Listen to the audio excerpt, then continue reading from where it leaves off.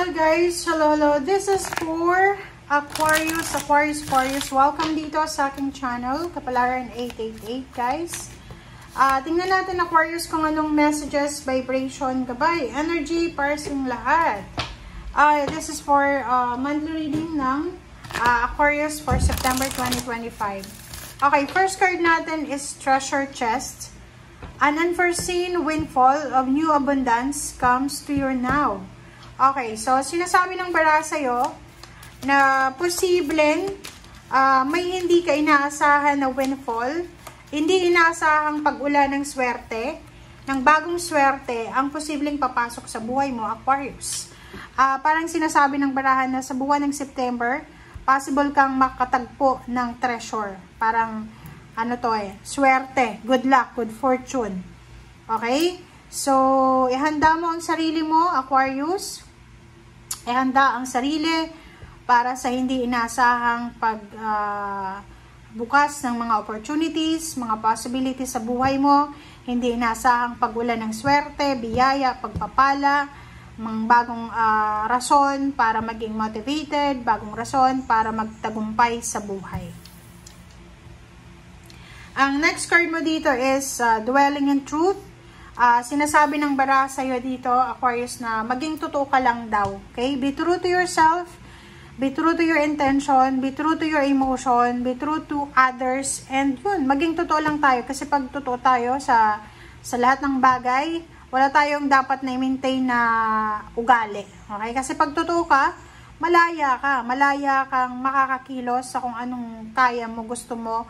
Wala kang mga guilt feelings ba? Na kailangan na i-please ko si ganyan, kailangan no. So, sinasabi ng barahan na kailangan mong panatilihing totoo ka sa sarili mo para hindi ka ma-stress, hindi ka ma-depress or kano pa man.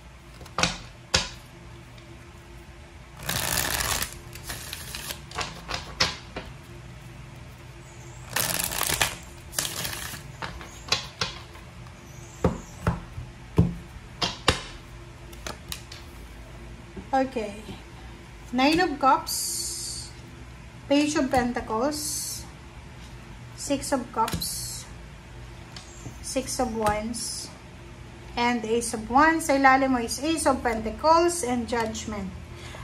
Dito sa barahang to, kasi nasa ilalim siya sinasabi ng baraha sa'yo, Aquarius, na isang desisyon ang kailangan mong gawin sa buwan ng September.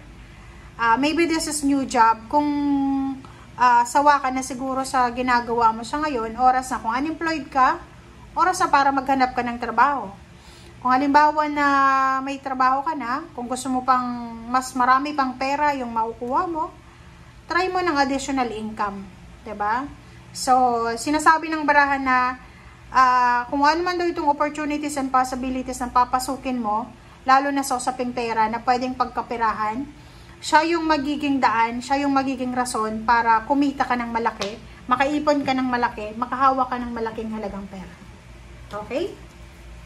Alright. So, 9 of Cups, Page of Pentacles. Nakikita ko sa'yo dito na isang exciting na, like for example,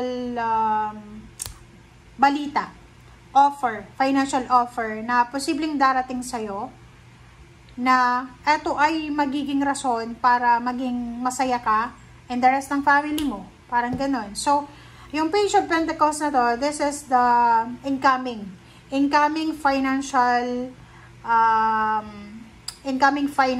new beginnings na pwedeng siya yung wini-wish ng buong pamilya mo.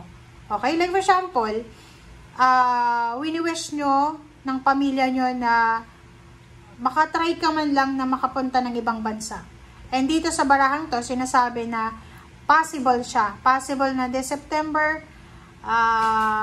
pumirma ka ng kontrata, papuntang ibang bansa, or possible na this September is ma-hire ka, or possible na this September ay may mga additional financial help na darating sa buhay nyo, or possible na kung ano man to na pwedeng pagkapirahan na darating sa'yo.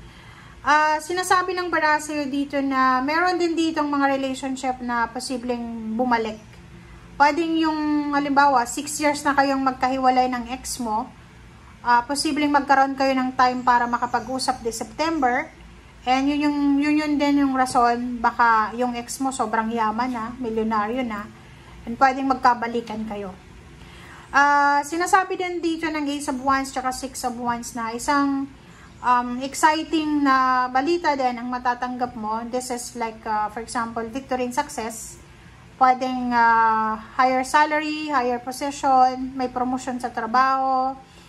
Pwedeng excited ka sa bago mong sasakyan. Pwedeng excited ka sa travel mo. Pwedeng excited ka para sa paglilipat mo ng bahay. Or maybe excited ka sa kung ano man to na darating sa'yo. Maybe, upgrade, level up. Pwedeng buntis ka. Or pwedeng manganganak ka na. Or kung ano man tong excitement na nararamdaman mo. Sinasabi ng bara sa'yo na deserve mo yan. Okay? Alright, so tingnan natin dito sa last deck. This is for Aquarius. Oops, sorry.